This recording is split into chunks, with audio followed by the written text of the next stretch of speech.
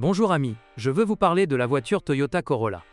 Si vous considérez la Toyota Corolla 8 comme une simple voiture japonaise fiable et sans âme, vous manquez cruellement d'histoire du sport automobile. C'est la version WRC de ce modèle qui a permis à Carlos Sainz et Didier Auriol de monter sur 30 podiums en championnat du monde des rallyes dans les années 1990. Nous examinons comment cette version homologuée pour la route résiste à toutes ces années. Parmi les moteurs à essence, le meilleur choix est le 1,8 litres de 110 chevaux en raison de sa durabilité. Malheureusement, cette version est très rare. Nous serons donc contraints d'opter pour des moteurs plus petits, qui, bien que relativement fiables, peuvent consommer une quantité excessive d'huile moteur. Des problèmes de durabilité de l'embrayage peuvent également survenir. Le système d'allumage peut tomber en panne à tout moment. Après toutes ces années, il a tout à fait le droit de se dérégler, et ce n'est guère surprenant. Ceux qui recherchent un diesel devraient envisager le 2.0D japonais de 2,0 litres développant 72 chevaux, quasiment blindé.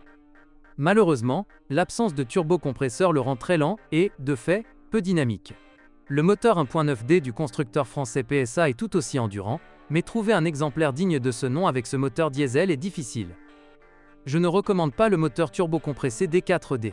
Bien que son dynamisme et son raffinement surpassent ceux des moteurs atmosphériques, les composants eux-mêmes, principalement le turbocompresseur et le système d'injection, ne sont pas très durables. Et toute réparation due à des pièces d'origine coûteuse serait certainement coûteuse.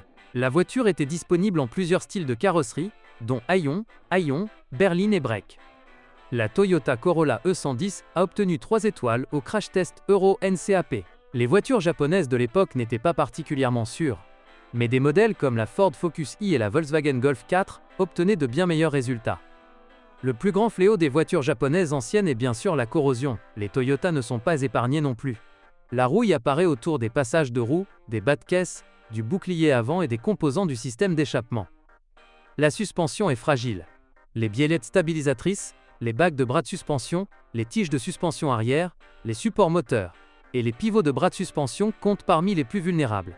Les propriétaires de Toyota Corolla 8 se plaignent également d'un mécanisme d'essuie-glace défectueux, de joints de phare fragiles sur les modèles antérieurs au restylage, de défauts d'alternateur et d'une faible durée de vie des phares. En raison de son âge, je recommande de vérifier le châssis pour détecter les fuites d'huile, en particulier là où la boîte de vitesse rencontre le moteur, là où les joints toriques vieillissent le plus rapidement. Cependant, lors du choix de ce modèle, il faut garder à l'esprit qu'il existe peu de pièces de rechange abordables, et que les pièces d'origine sont souvent chères. La qualité a donc un prix. Cependant, si vous choisissez un modèle bien entretenu, vous pourrez le conduire plusieurs années de plus, sans panne majeure. Outre sa fiabilité, ses principaux atouts sont ses moteurs économes en carburant et sa revente facile. Outre les défauts mentionnés ci-dessus, ses inconvénients incluent sa conception conservatrice et l'absence d'une version à moteur plus puissante et plus dynamique.